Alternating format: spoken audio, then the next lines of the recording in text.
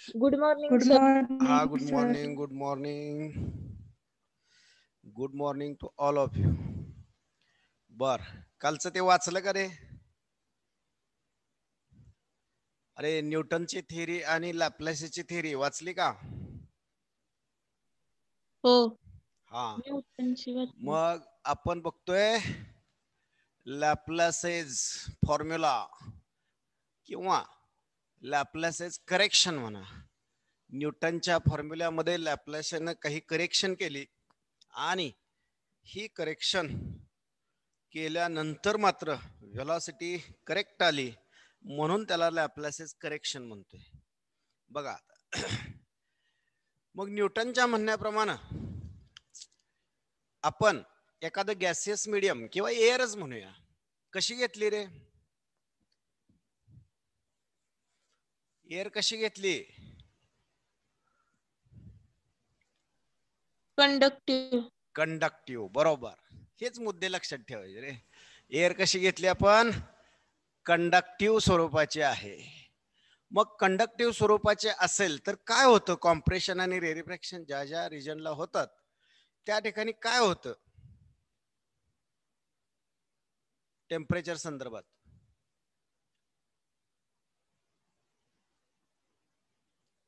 Temperature constant. हा, कारण heat transfer होते. काय होते?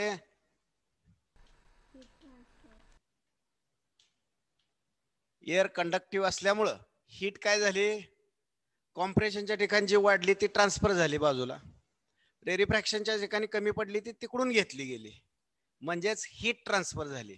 आणि त्यामुळं काय राहिलं कॉन्स्टंट? Temperature constant. म्हणजे कसला चेंज? कसला चेंज?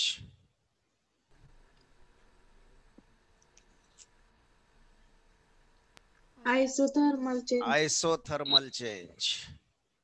Isothermal change.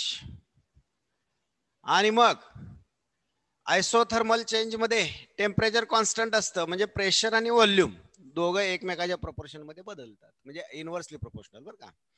म्हणजेच पीव्ही इक्वल टू कॉन्स्टंट. आणि मग इलॅस्टिक कॉन्स्टंट काय आला मीडियमचा?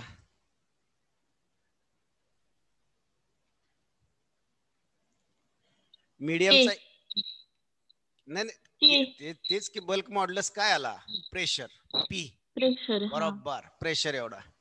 आणि मग प्रेशर काढला आपण, नेहमीच आपला formula P equal to H rho G. तिथं मर्क्युरीची डेन्सिटी आहे बरं का, एच रो एम जी म्हणतो. आणि खाली जी आहे ती एअरची डेन्सिटी, म्हणजे मीडियमची डेन्सिटी. आणि ही जी आहे ते मर्क्युरी, मर्क्युरिक प्रेशर. कसं मोजतो आपण?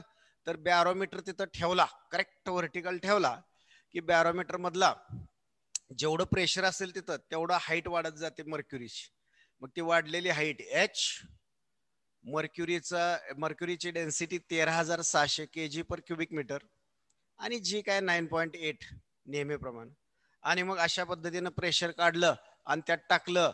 ह्याची डेन्सिटी तर काय कॉन्स्टंट आहे एअरची, 1.293. आणि मग ह्या सगळ्या व्हॅल्यू टाकल्यानंतर व्हेलॉसिटी आली 280 फक्त, म्हणजे 279.9, पण 280 धरूया. मग ही व्हेलॉसिटी अत्यंत कमी आली, म्हणून लॅप्लेसने थोडंसं बदललं. आता लॅप्लेसने काय बदललं बघा, हे न्यूटनचं आहे वर्क.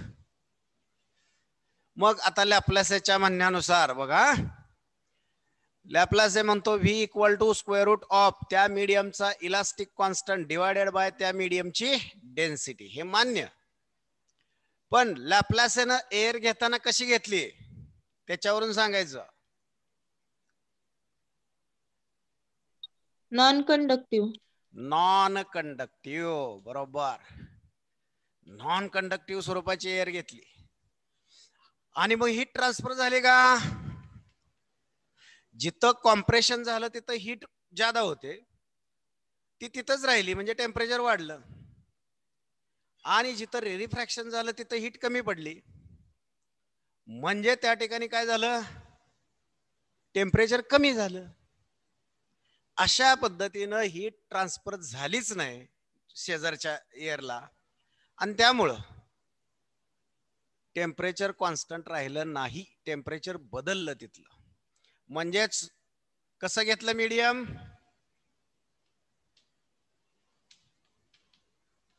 मीडियम कसं घेतलं? नॉन कंडक्टिव्ह असल्यामुळं हीट ट्रान्सफर झाली का? नाही. म्हणजे टेम्परेचर, अरे टेम्परेचर काय? कॉन्स्टंट नाही. हा, म्हणजेच व्हॅरीज किंवा चेंजेस. बरोबर. Temperature varies. मग कसला change? Aerobatic. Adiabatic. Adiabatic. Adiabatic change. Adiabatic change. मग ॲडियाबॅटिक चेंज दोन प्रकारचा असतो. कुठला कुठला रे? आयसोबारिक आणि आयसोकोरिक. अगदी बरोबर. आयसोबारिक आणि आयसोकोरिक. आयसोकोरिक. बरोबर. मग ए बाकीचे बघताय का रे? लक्षात येतंय का? बघा कुठे शंका येईल तिथं विचारायचं मला. मग आयसोबारिक चेंज मध्ये आपण घेतला व्हॉल्यूम कॉन्स्टंट, म्हणजे pressure is directly proportional to temperature. आणि आयसोकोरिक मध्ये आपण प्रेशर कॉन्स्टंट घेतलं, चार्ल्स लॉ. इथं चार्ल्स लॉ आणि इथं गे-लुसॅक लॉ आणि तिथं बॉइल्स लॉ. ते केमिस्ट्री मध्ये शिका तुम्ही. आणि मग आयसोकोरिक मध्ये आपण प्रेशर कॉन्स्टंट घेतलं, म्हणजे volume is directly proportional to temperature. आलं लक्षात? मग अशा पद्धतीने दोन चेंज घेतले. मग त्या मीडियमची स्पेसिफिक हीट, कसली heat? Specific heat. Specific heat जर आपण घेतली तर आयसोबारिकच्या वेळी व्हॉल्यूम कॉन्स्टंट आहे, म्हणजे specific heat at constant volume म्हणजे amount of heat required to rise the temperature of unit mass of that system at constant volume is called specific heat at constant volume. Specific heat मध्ये पण प्रकार आहेत बरं का, पण ते तुम्ही केमिस्ट्री मध्ये बघा, त्यात सुद्धा प्रकार आहेत. किंवा मग आपल्यात आलं तर नंतर सांगतो, इथं काय गरज नाही त्याची. तर मराठीत सांगतो, युनिट मासच्या त्या गॅसियस सिस्टीमला स्वतःच टेम्परेचर, युनिट मासच्या गॅसियस सिस्टीमला स्वतःच टेम्परेचर 1 डिग्रीनं वाढवण्यासाठी व्हॉल्यूम कॉन्स्टंट असताना किती हीट घ्यावी लागली, त्याला म्हणायचं specific heat at constant volume. आणि इथं प्रेशर कॉन्स्टंट ठेवतोय, म्हणजे specific heat at constant pressure. Amount of heat required to rise the temperature of unit mass of that gaseous system to rise its temperature by 1 degree at constant pressure is called specific heat at constant pressure. हे कालचं कळालं ना? हो. हा, पण मग CP आणि CV मध्ये रिलेशन काय असतं रे? दोन रिलेशन मी दिले होते. CP minus CV is equal to R. CP minus CV equal to R. कुणाचं रिलेशन? Mayer's relation. बरोबर. केमिस्ट्रीला आहे बरं का तुम्हाला मेयर्स रिलेशन. आपल्याला पण आहे एका चॅप्टर मध्ये पुढच्या वर्षी. बर. आणि दुसरा CP is greater than CV. हा, का रे?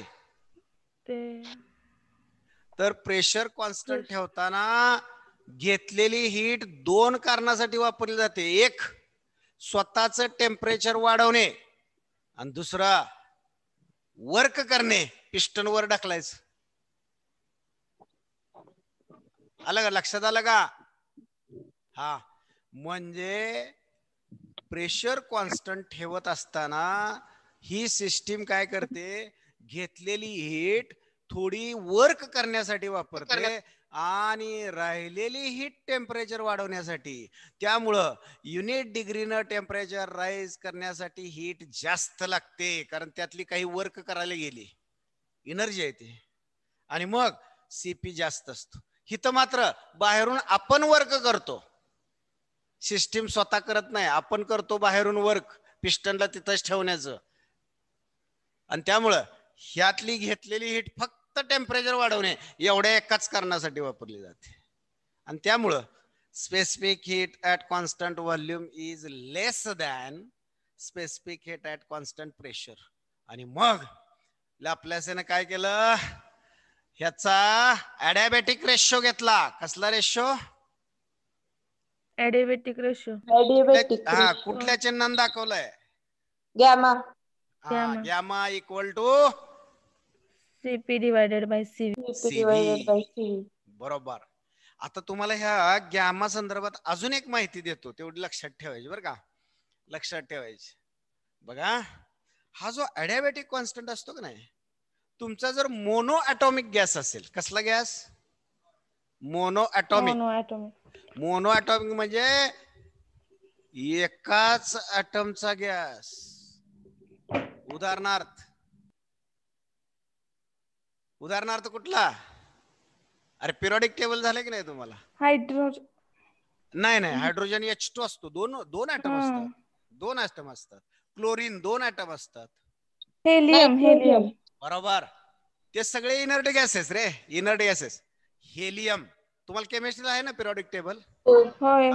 त्यात इकडे आहे बघा 7A मध्ये हेलियम, निऑन, क्रिप्टॉन, झिनॉन, रॅडॉन, हे सगळे मोनोॲटॉमिक गॅस आहेत. असा जर गॅसियस सिस्टीम असेल मोनोॲटॉमिक, एकाच, हेलियम म्हणजे याची, बरोबर, एकच ऍटम म्हणजेच मॉलिक्यूल, आणि मग अशा गॅसच्या बाबतीत जर तुम्ही CP/CV काढला तर तो येतो 1.666 येत जातो. मोनो ॲटॉमिक गॅसला गॅमा किती असतो? 1.66. मोनो ॲटॉमिक गॅस बर का, मोनो ॲटॉमिक गॅस.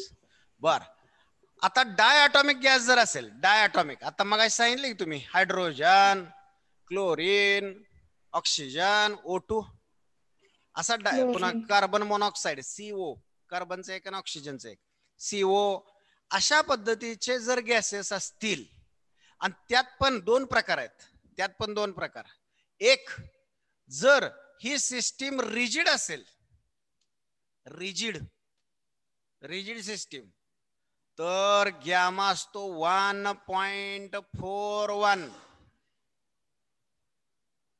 किती? 1.41.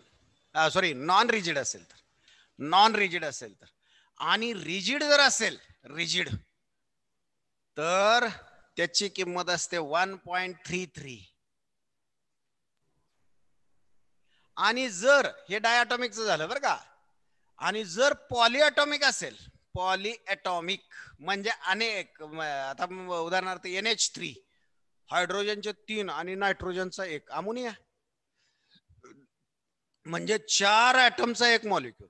अशा पद्धतीनं ज्यादा म्हणजे 3 किंवा 3 पेक्षा ज्यादा कार्बन डायऑक्साईड CO2, ऑक्सिजनचे 2, कार्बनचा 1, अशा पद्धतीनं जर पॉलीॲटॉमिक गॅस असेल, त्याला पॉलीॲटॉमिक म्हणतोय, म्हणजे अनेक ॲटम, 3 किंवा 3 पेक्षा जास्त, असं जर असेल, आणि मग त्याची फ्रिक्वेन्सी म्हणजे त्या ॲटमच्या व्हायब्रेशनची फ्रिक्वेन्सी जर F असेल, तर गॅमाची किंमत किती असते बघा, 4 + F/3 + F, ही गॅमाची किंमत असते.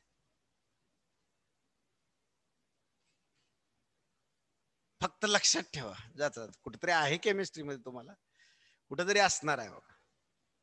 आणि त्यातलं आपल्याला कुठलं पाहिजे माहिती आहे का? हे नॉन रिजिड आणि डायॲटॉमिक. कारण आपल्या एअर मध्ये जास्तीत जास्त कोण आहे रे? सगळ्यात जास्त एअर मध्ये कोण? काय म्हटली? नायट्रोजन. नायट्रोजन. मग तो कसा आहे? डायटॉमिक आहे. डायटॉमिक आहे. त्यानंतर ऑक्सिजन पण आहे, O2 डायटॉमिक आहे. त्यानंतर हायड्रोजन पण आहे, H2 डायटॉमिक. म्हणजे आपल्या एअर मध्ये डायटॉमिक जास्त आहे, म्हणून आपण हे घेणार आहोत. गॅमाची किंमत किती घेणार आहे?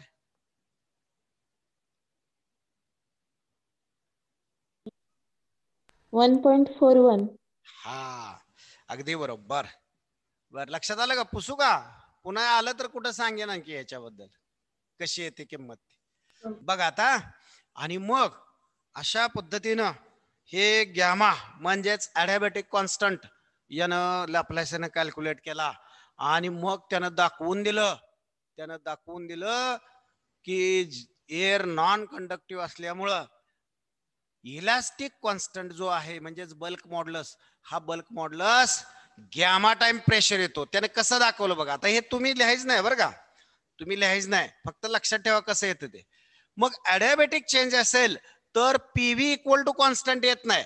मी जर पीव्ही इक्वल टू कॉन्स्टंट लिहिलं तर काय रे, कसला चेंज घेतला मी? ॲडियाबॅटिक का आयसोथर्मल? आयसोथर्मल. आयसोथर्मल. मग ॲडियाबॅटिकला काय घ्यायचा?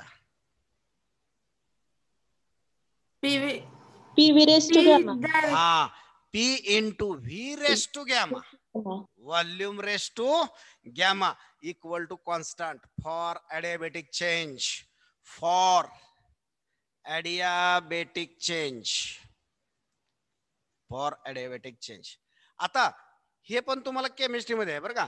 पीव्ही इक्वल टू कॉन्स्टंट कसं येतं आणि पीव्ही रेस टू गॅमा कसं येतं ते तिथं आहे बरं का. मी काय त्या जास्त सांगत नाही. आता फक्त मला इलॅस्टिक कॉन्स्टंट काढायचं आहे. हे जर सत्य असेल तर मग करूया डिफरन्सिएशन. काल केलं की नाही आपण डिफरन्सिएशन, तसं डिफरन्सिएशन करूयात. मग हे इक्वेशन डिफरन्शिएट करतोय, पहिल्यांदा प्रेशर ठेवतो तसंच. सांगा differentiation into V raise to गॅमाचं differentiation. Gamma into V. D by D X equal of X raise to N. काय असतं रे फॉर्म्युला? झालंय का X derivative? Raise to N plus 1. हा हा, एन इंटू हा X N raise to N minus 1. N minus 1 X raise to N minus 1. अगदी बरोबर. मग व्ही रेस टू गॅमा येतं रे.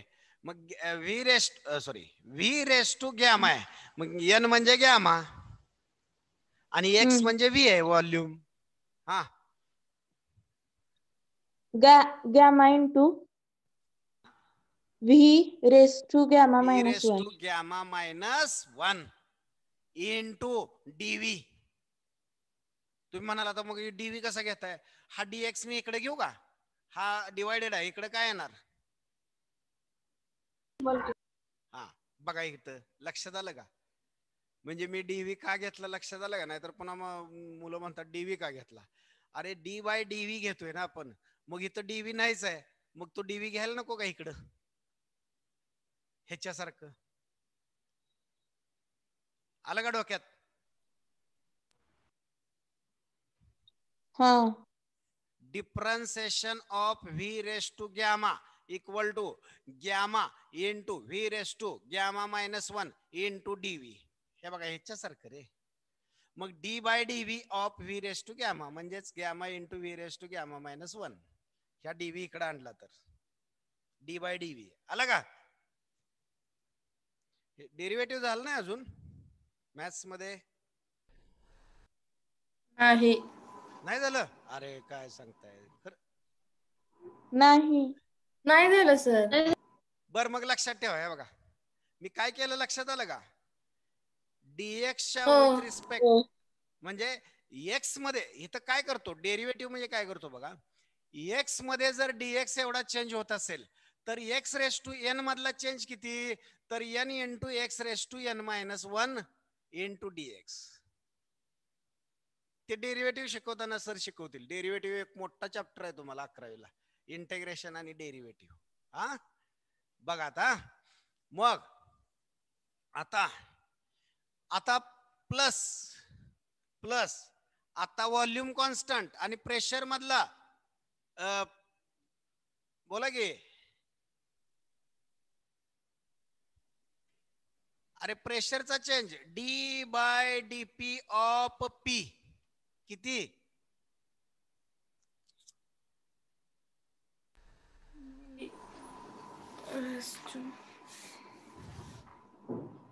अरे काय पोरांनो बर D by D x of X किती अरे DX X upon upon DX upon DX झालाय किती झाला 1 हा 1 तसं डीपी बाय डीपी 1 मग हा डीपी इकडे घ्या म्हणजे काय आला डीपी हा इक्वल टू डीपी झालं बघा डेरिव्हेटिव्ह इकडचा आणि कॉन्स्टंटचं डेरिव्हेटिव्ह किती 0 0 बघा आता हा सॉरी व्ही नाही व्ही रेस टू गॅमा आहे V raise to gamma constant V raise to गॅमाला कॉन्स्टंट ठेवला आणि पी चं डेरिव्हेटिव्ह डीपी समजलं का आता डेरिव्हेटिव्ह झालं नाही ते चॅप्टर सगळं शिकवायचं म्हणजे अवघड आहे आलं का लक्षात आलं का रे हो पहिली टर्म तशीच दुसऱ्या टर्मचं डेरिव्हेटिव्ह दुसरी टर्म तशीच पहिल्या टर्मचं डेरिव्हेटिव्ह आता तुम्ही म्हणाल पहिल्या टर्मचं डेरिव्हेटिव्ह नुसतं डीपी कसं येतं बघा d by D x of x equal to तुमच्या प्रमाण करा की वर डोक्यावर एक्स रेस टू 1 आहे डोक्यावर काय नाही म्हणजे काय 1 आहे म्हणजेच 1 into x raise to 1 minus 1 म्हणजे किती रे D by D x of X raise to 1 अरे 1 into x raise to 1 minus 1 म्हणजे एक्स रेस टू 0 मग कुणाच्याही रेस टू जर 0 असेल तर त्याची किंमत किती असते 1 मग ह्यातला डीएक्स इकडे घेतो म्हणजेच d x raise to 1 equal to dx into 1 तसंच घेतलं मी व्ही रेस टू गॅमा तसाच ठेवला आणि प्रेशर मधला चेंज डीपी ठीक आहे d by change in pressure equal to dP okay समजतंय का समजलं का अरे समजलं का बोला की रे बोला की पटपट का बोलायला पण पैसे पडतात का नाही आता बघा ह्यातलं ही टर्म मी टाकतो तिकडं म्हणजेच प्रेशर गॅमा पी म्हणतो gamma into pressure V raise to gamma minus 1 into DV equal to minus V raise to gamma into DP आता ह्यातला V raise to gamma minus 1 into DV इकडे टाकतो म्हणजेच gamma P equal to minus V raise to gamma into DP divided by V raise to gamma minus 1 into DV आता V raise to gamma आणि V raise to gamma minus 1 divided आहेत एकमेकाला काय होईल minus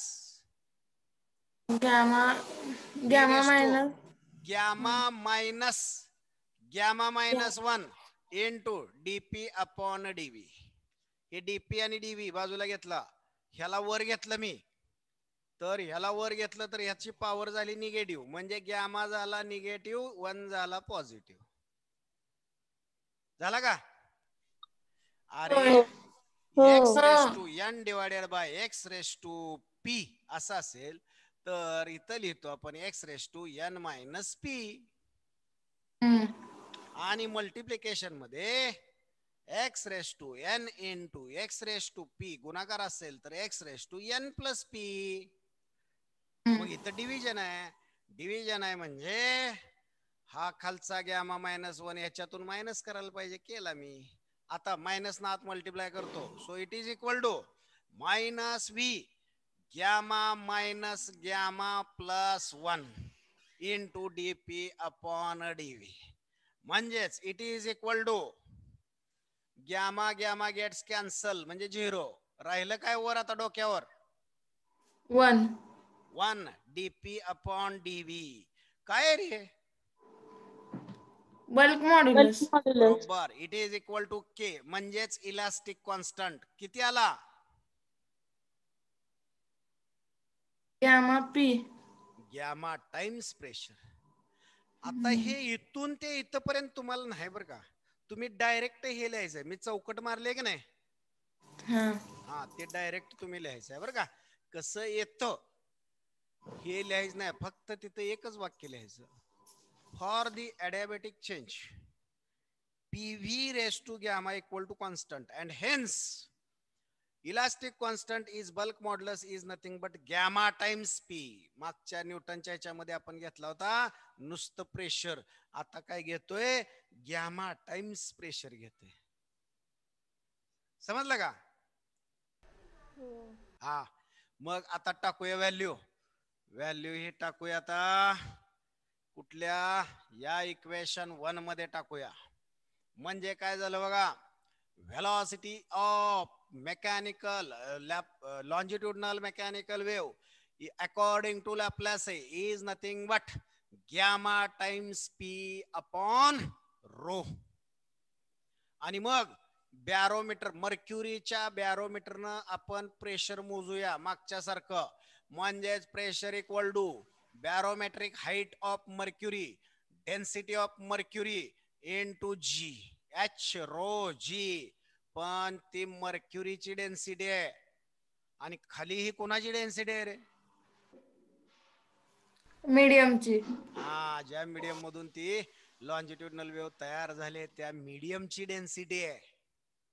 आणि मग हे टाकूया तिथं. म्हणजेच velocity equal to square root of gamma H rho mercury into G divided by rho of air. आणि मग ह्या सगळ्या व्हॅल्यू टाकूया इथं. म्हणजेच V equal to square root of गॅमाची व्हॅल्यू आपली एअर आहे डायटॉमिक. मग गॅमाची व्हॅल्यू किती? 1.41. बरोबर 1.41 इंटू हाईट मर्क्युरीची किती असते 0.76 बॅरोमीटर मध्ये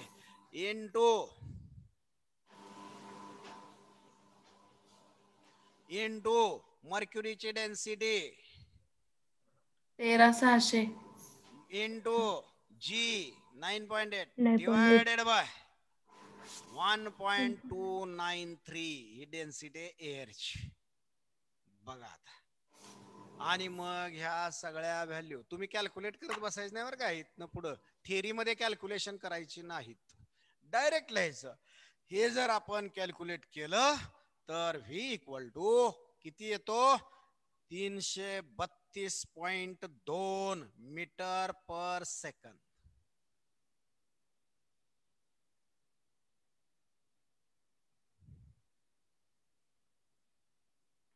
तुमच्या पुस्तकात 332.3 दिलंय. बरं ठीक आहे. वेलॉसिटी 332.3 मीटर पर सेकंद आणि ही करेक्ट आहे वेलॉसिटी. पण आपण असं मोजायला गेल्यावर भरत नाही बरं का. कारण इथं ही कशी मोजलेली असते माहिती आहे का, एअरचं टेम्परेचर 0 डिग्री सेल्सिअस पाहिजे. म्हणजे बरोबर 273 केल्विन पाहिजे. 1 2 एअर मध्ये ह्युमिडिटी नाही पाहिजे. म्हणजे वॉटरचा एकही वॉटर वेपरचा एकही मॉलिक्यूल नाही पाहिजे. 3 एअरच पाहिजे, विंड नाही पाहिजे. विंड म्हणजे वारा नाही पाहिजे, हवा असू द्या पण हलती हवा म्हणजे वारा. वारा नाही पाहिजे, नो विंड इज देअर. अशा आणि टेम्परेचर कॉन्स्टंट पाहिजे. अशा पद्धतीनं 4 गोष्टी जर गृहीत धरल्या तर करेक्ट व्हेलॉसिटी तुम्हाला मिळालीच पाहिजे. प्रॅक्टिकली किती 332.3 मीटर पर सेकंद मिळालीच पाहिजे. आणि मग ही व्हेलॉसिटी आपण ऑर्डिनरी कंडिशनला मोजले तर 340, 345, 40 ते 45 एवढ्या दरम्यान भेटते. आणि मग म्हणजे 340 मीटर एका सेकंदाला एवढ्या वेगानं साऊंड जातो. साऊंड म्हणजे मेकॅनिकल वेव्ह आहे, लॉन्जिट्युडनल मेकॅनिकल वेव्ह साऊंड, तो एवढ्या वेगानं जातो. आलं लक्षात बघा लॅपलेसचं वर्क. आणि हे करेक्ट आहे बरं का, ही व्हॅल्यू करेक्ट आहे. समजलं का रे? त्यातलं एवढं तुम्ही बघायचं नाही बरं का, एवढं लिहायचं नाही. विचारलं तर हे बघा इथपर्यंत लिहायचं नाही, डायरेक्ट हेच लिहायचं, ह्याच्यानंतर डायरेक्ट हेच लिहायचं. बघा आता काय शंका असल्यास विचारा.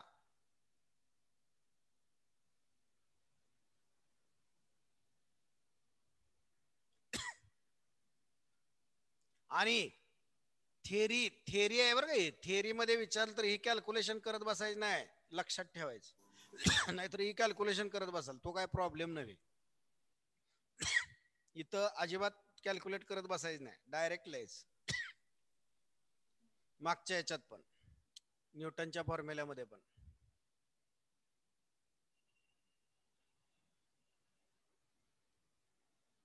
बघा, हे लॅपलेसचं वर्क.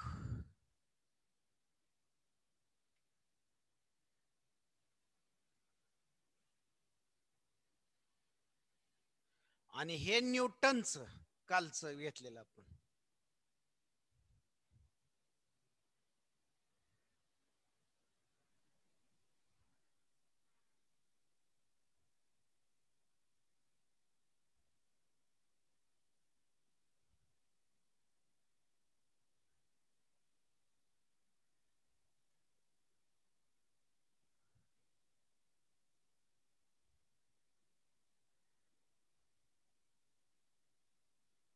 एक डिग्रीना टेम्परेचर राईज होण्यासाठी व्हॉल्यूम कॉन्स्टंट असतानाच घेतलेली हीट म्हणजे सीबी. कारण टेम्परेचर व्हॅरी आहे ना. 1 डिग्रीना टेम्परेचर वाढण्यासाठी युनिट मासनं घेतलेली हीट एनर्जी कधी प्रेशर कॉन्स्टंट असताना, सीपी आणि सीबी. स्पेसिफिक हीट, कसली हीट? स्पेसिफिक. बघा काय शंका आहे का बाळांनो? म्हणून मी वेळ लावला बरं का, नाहीतर कालच मला संपवता येत होतं डायरेक्ट घेऊन, पण मला डायरेक्ट घ्यायचं नव्हतं.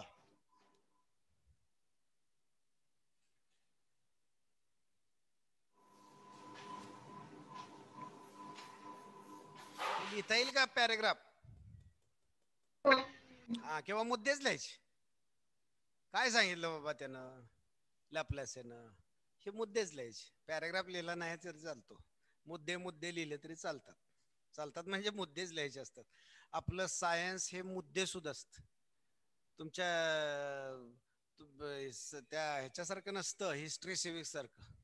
प्लाशीच्या लढाईचे वर्णन करा, मग तात्या टोपे इकडून पळत आले आणि तिकडून पळत आले आणि ह्याने इकडं मारलं आणि तिने तिकडं मारलं आणि ह्याने 10 तलवारी मारल्या आणि त्याने 2 तलवारी मार. हे असलं काय पापड बसार नसतो आपल्यात. To the point. तेवढे पॉइंट जरी लिहिले तर बस मधले.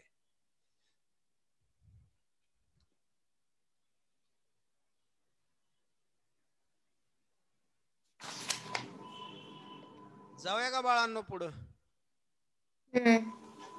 समजलं ना दोन्ही थिअरीज, न्यूटनची पण आणि लॅपलेसची पण? वाचायचे बरं का, लगेच वाचायचे, आजच्या आज वाचायचे आणि समजावून घ्यायचे. हे लक्षात घ्या. काय पुढचं आर्टिकल बघा, मला सांगा. पुसू का? काय शंका नाही?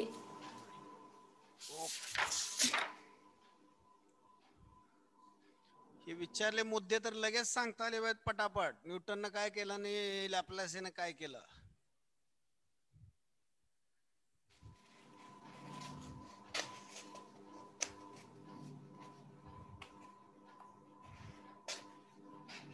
बर, आता एक प्रश्न विचारू का?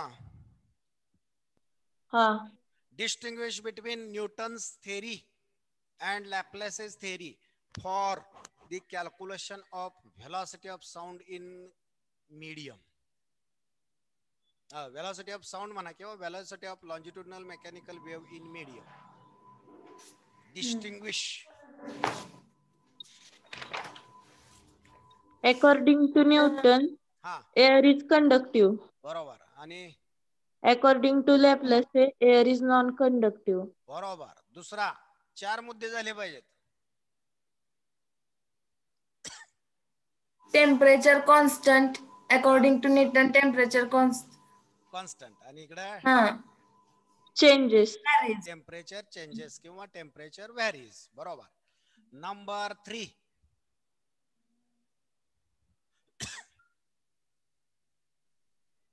म्हणजे पहिला मुद्दा सांगितला कंडक्शनच्या संदर्भात एअरच्या. दुसरा मुद्दा सांगितला टेम्परेचरच्या संदर्भात त्या एअरच्या रिजनच्या जिथं वेव तयार झाली तिथं. हा. तिसरा PV is equal to constant. इकडे होतं पीव्ही इक्वल टू कॉन्स्टंट. आणि इकडं PV raise to gamma is equal to constant. बरोबर. पुढं म्हणजे कसला चेंज आहे ते अगोदर सांगितलं असतं म्हणजे बरं झालं असतं. Isothermal आणि adiabatic. Isothermal change. आणि इकडं Adiabatic. ॲडियाबेटिक चेंज. हा बर. अजून एखादा ज्यादा एक घेऊया की. हा 5.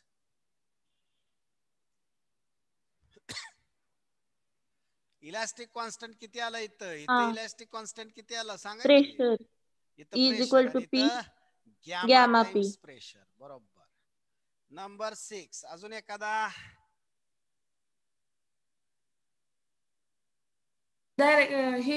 स्पीड 280. स्पीड तुम्ही कॅल्क्युलेट केलं किती? 280 मीटर पर सेकंद. पर सेकंड. 332.3 मीटर पर सेकंड. मग 332च लिहा इथं. हा. केले ना. इथं 279.9 आहे. तिथं पण 332 लिहून टाका. बरोबर. बाद झाले 6 मुद्दे. त्यातले कुठले 4 लिहायचे.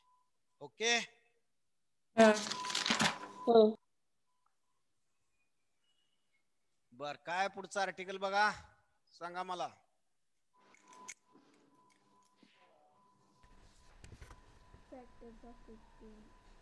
Factors affecting speed of sound. हा. Factors affecting speed of sound. आता कसं आहे तुम्ही बऱ्याच वेळा ऑब्झर्व केलं असेल ज्यावेळी ही हवा शांत असते त्यावेळी जरा लांबवर जरी एखादा तुमचा मित्र असला किंवा मैत्रीण असली आणि मग तुम्ही हाक मारली तर लगेच ऐकू जाते. पण ते जर अगदी जोराचा वारा वाहत असेल तर तुम्ही हाका मारल्या तर कधी कधी ऐकू सुद्धा येणार नाही त्या टप्प्यावर. म्हणजे या साऊंड ही लॉन्जिट्युडनल मेकॅनिकल वेव्ह आहे लक्षात घ्या.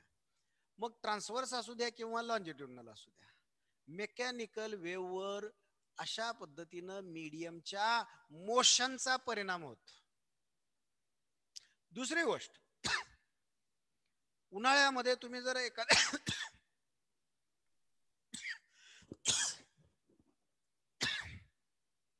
एखाद्या लांबवर असणाऱ्या मित्राला जर हाक मारली उन्हाळ्यामध्ये बरं का तर कधी कधी ऐकू पण जात नाही किंवा लगेच ऐकू जात नाही. पण तेच जर तुम्ही मॉइश्चर्ड एअर असेल म्हणजेच पावसाळ्याच्या दिवसामध्ये दमट हवामान असेल त्यावेळी पटकन ऐकू जाते.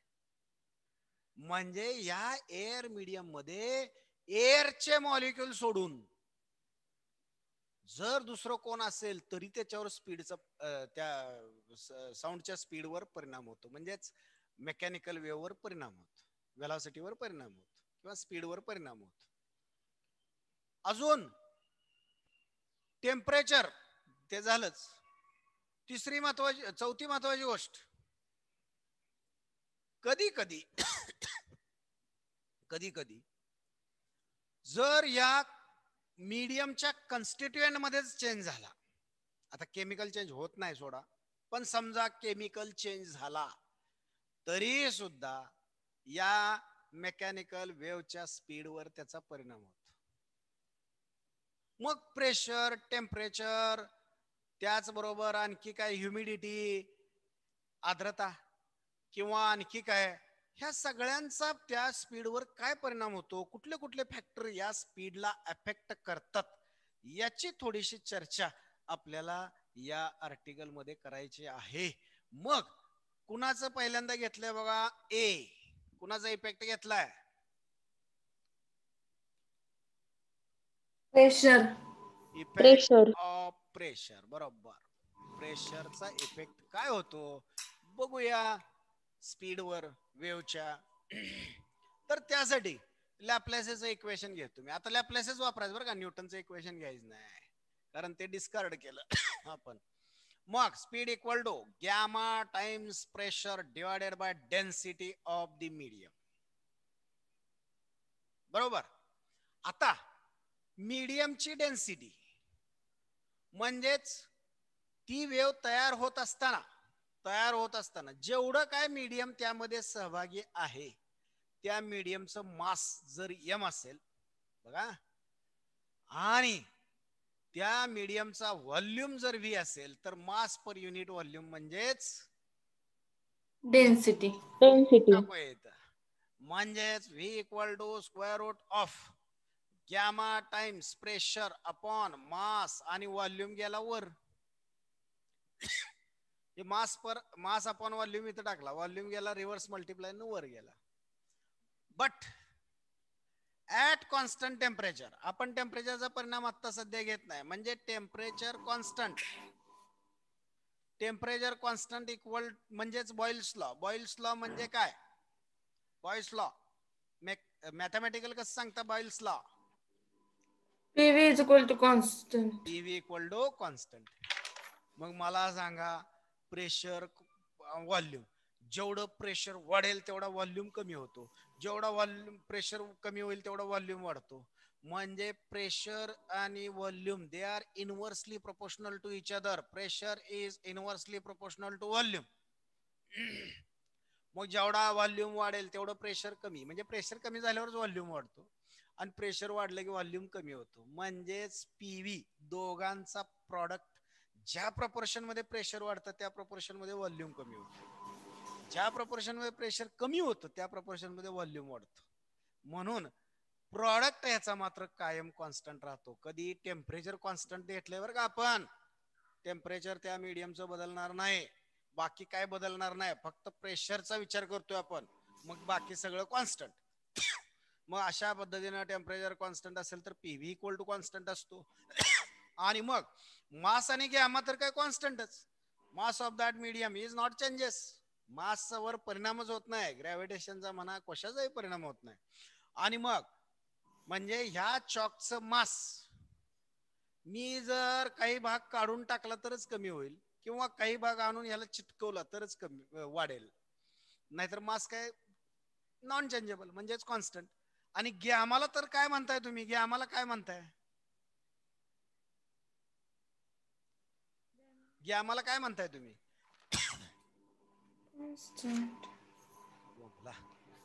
आत्ताच सांगितलं, 2च मिनिटं झाली. कसला कॉन्स्टंट म्हणताय?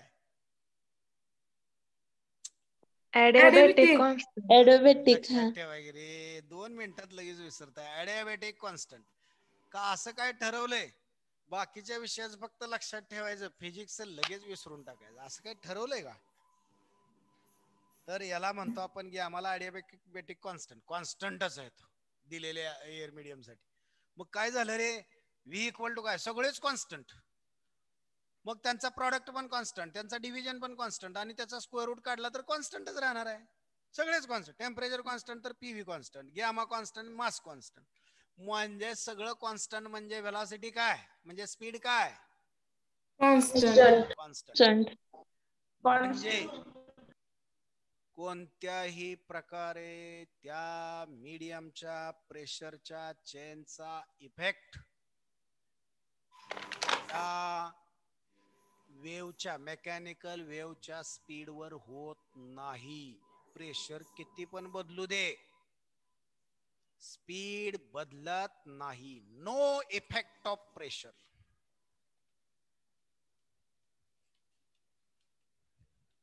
no effect of pressure is takes place on the speed of sound. Patil sir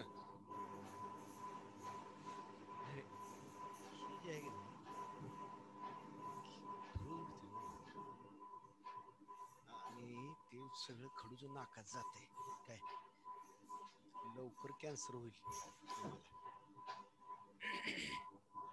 हा लक्षात आलं का रे. No effect of pressure. मग कधी कधी काय करतात माहितीये का लक्षात ठेवा म्हटलं की आम्ही होय तुम्ही होय म्हणता आणि मग कधी कधी आम्ही प्रॉब्लेम एखादा एमसीक्यू टाकतो. The speed of sound wave sound घेऊया कारण मेकॅनिकलच आहे. Sound wave in a medium of pressure 10 ATM म्हणजे ऍटमॉस्फिअर. एटीएम आपलं हे नव्हे बरं का पैसे काढायचे. 10 ATM atmospheric pressure किंवा mercury 10 mm of Hg. Then how much speed 10 mm of Hg is 340 meter per second. Then how much is the speed when pressure is 5 atmosphere. आणि मग पर्याय देतो काहीतरी. मग त्यात पर्यायामध्ये एक देतो 340 मीटर. योग्य रे 340 म्हणजे प्रेशर. तरी पोरं कॅल्क्युलेट करत बसतात. आता काय करायचं सांगा. तरी पोरं कॅल्क्युलेट करत बसतात आणि त्यांना आम्ही सांगितलेलं असतं हे वाक्य लक्षात ठेवा. तरी कॅल्क्युलेशन करत बसतात. परत फॉर्म्युला शोधत आणि कॅल्क्युलेशन करत. काही फॉर्म्युला शोधायचं नाही. डायरेक्ट काय लिहायचं नो चेंज इन प्रेशर. काय लिहायचं no change in pressure. No change in नव्हे no effect speed of velocity of mechanical wave in that medium. आता ते विचारलं तर असं सांगायचं बरं का. लॅपलेसचं इक्वेशन घ्यायचं मग डेन्सिटी घ्यायची ती टाकायची मग टेम्परेचर कॉन्स्टंट जर धरलं तर पीव्ही कॉन्स्टंट असतो. मग एम आणि गॅमा तर काय कॉन्स्टंटच आहेत आणि मग व्ही इज कॉन्स्टंट म्हणजे नो इफेक्ट ऑफ प्रेशर असं लिहायचं. झालं का. हा आता कुठला इफेक्ट आहे बघा पुढं.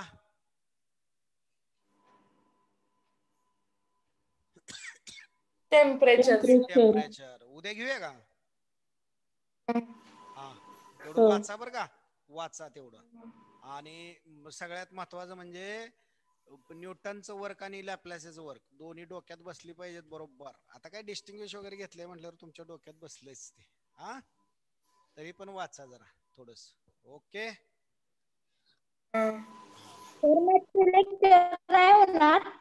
मॅथ्स लेक्चर होणार नाही. थांबा मी सांगतो त्यांना. मला काय माहित नाही. एक मिनिट. पाटील सर